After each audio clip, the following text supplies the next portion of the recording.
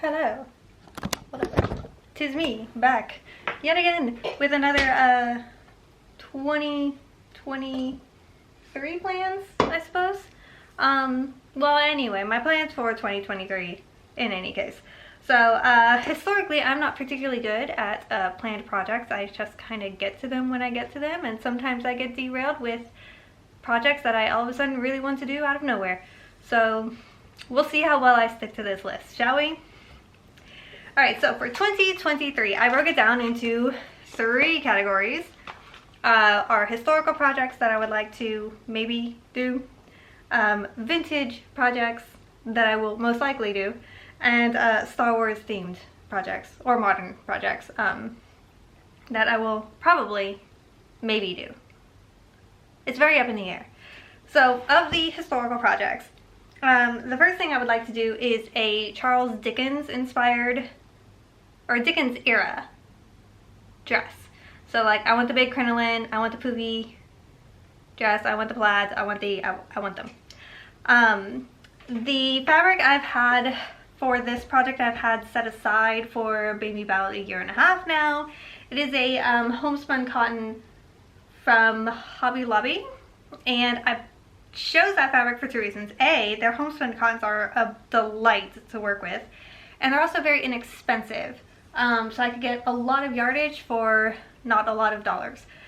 So I have basically everything I need for the actual dress itself. What I do not have for the Dickens dress are undergarments. So I do not have an appropriate corset. I don't like the one that I have. I don't think it particularly fits me very well. There's something atrociously wrong with it, so I will be attempting another corset. And then I also do not have a crinoline or a petticoat. So those would be, I guess, sub-categories that I would need for this project. It would be the dress, it would be the crinoline, it'd be the petticoat, it'd be the corset. There's a lot that would go into that project. So I expect it would be one of the big projects of the year if I even bother doing it. Ideally, my goal for that one would be to do it by December, because every year Galveston does Dickens on the Strand, which is, you know, when people just dress up on costume and kind of reenacts a lot of the period stuff at the time with a plenty of pirate, because it's Galveston and they're very, very proud of themselves for being a pirate town, even if they were barely a pirate town, but there we have it. They are determined to be pirates down there. Even though they have a very rich Victorian history, they like to focus on the pirates. Anyway, another historical project I would like to do is finally the sackback gown, an 18th century robe à la Française, using Simplicity 8578 by American Duchess. I have a green fabric, a green curtain that I set aside. I don't think there's enough yardage for that, so that green fabric may become an anglaise instead, which doesn't require near as much fabric as a sackback does.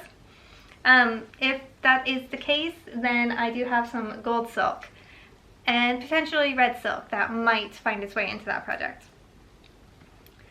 I also have a pattern by McCall, number 78826. It's a Turk, a robe a la Turk. I'm not entirely positive what the official name of this dress is, but I know Turk is part of it.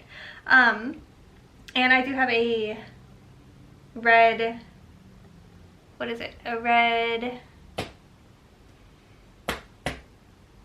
I forgot what it's called. It's a very slubby silk. Starts with a D. Can't remember the name. But I have a red check that I could use for that one. I don't think check is particularly historically accurate, but I do have it, so I will probably use it. And then I would also like to do a 1920s menswear inspired suits with this wonderful wool tweed that I have, and I've had it for quite some time. I have 3 yards of that fabric, and it's fairly wide fabric, so I believe I could probably squeeze an entire suit out of it if I so chose. It would probably be trousers, because I don't know how to make trousers, and it is something I think I would like to learn, even though I don't think high-waisted trousers in that style are particularly flattering on me. I don't think I have the figure for it, but we will attempt it nonetheless. And then to pair with it, I would really love to make a nice, big, beautiful, breezy wool coat. You know, the kind that catches the wind and whips around dramatically while you go and murder other gangsters, I guess. But yes, I would like to get a nice menswear inspired wool coat out of that black basket weave wool that I have. Moving on to our vintage ideas, I have Advance 5716. It is a 3-piece suit that I would like to eventually make, just so I could brush up on any sort of tailoring that they might include in that pattern. I don't have any fabric set aside for this particular project, but I do think it would be a lot of fun to make a 1950s, late 40s, early 50s inspired suit.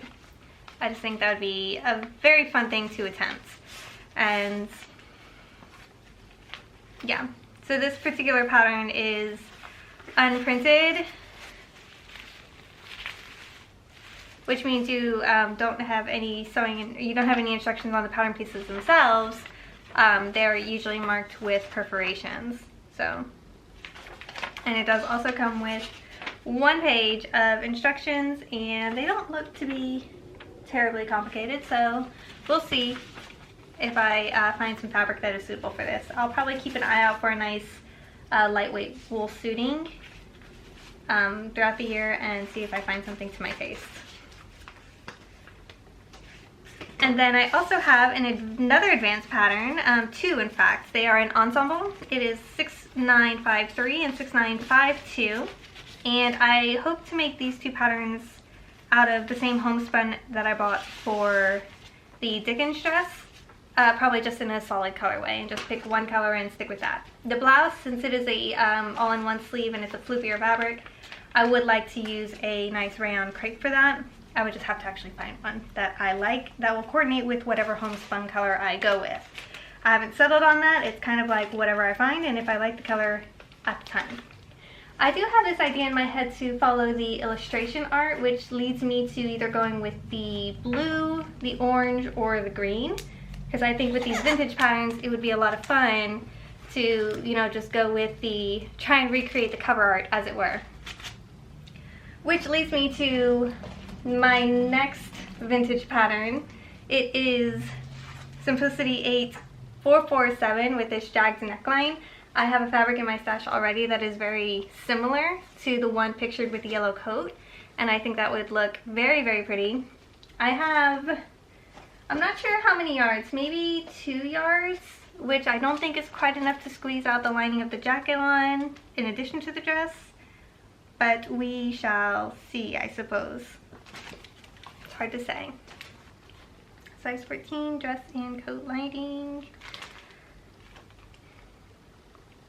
Yeah, I don't think I have 5 3/4 of a yard there. So I think it might be a little bit ambitious to try and get that dress. If I give it a pencil skirt instead of a gourd skirt, I might be able to. So to be determined, I suppose. And then I also have a advertisement that I found in a pattern envelope, one of the vintage patterns I have, for an Oleg Cassini dress. It was for sale at a store called Selber's, and I really do think it'd be a lot of fun to try and draft that pattern, self-draft it, and make that little ensemble, because it is very cute, and I quite like it with the little sailor collar jacket. And then another thing I would like to make is this inserted photo here. Vintage dress that I found at an antique store in Galveston. I didn't buy the antique because it was far too big for me and I didn't think it was necessary, but I took copious amount of pictures, so I could hopefully figure out how to pattern the dress, and I would like to make it as well. And then lastly, I have a picture from a Pinterest board of a dress that looks a lot like the Armistice blouse. I think there's a pattern out there. I don't know who makes it. I'll pop a link or a picture either on screen or in the description of the dress itself or the pattern of the Armistice blouse. It's very cute. It reminds me very, very much of, it has the same lines as Jedi robes do. which I think is very, very cute. And I have this raw, this bone colored herringbone raw silk in my stash that I think I might have enough fabric to squeeze that dress out of. If not, then I do have a rayon or silk crepe, a very lightweight one that likes to wrinkle a lot, that I could also use for it. Now moving on to my Star Wars or more modern ideas. The first thing I would like to do, which I've already done a mock-up on, and I need to do my second mock-up of, is a illusion tie neck, I guess is what I'll be calling it.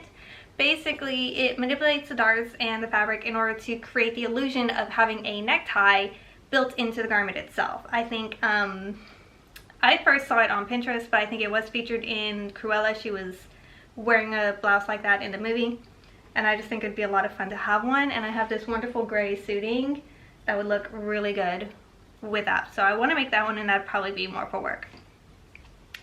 And then I would like to revisit Darth Vader because my first attempt did not go very well.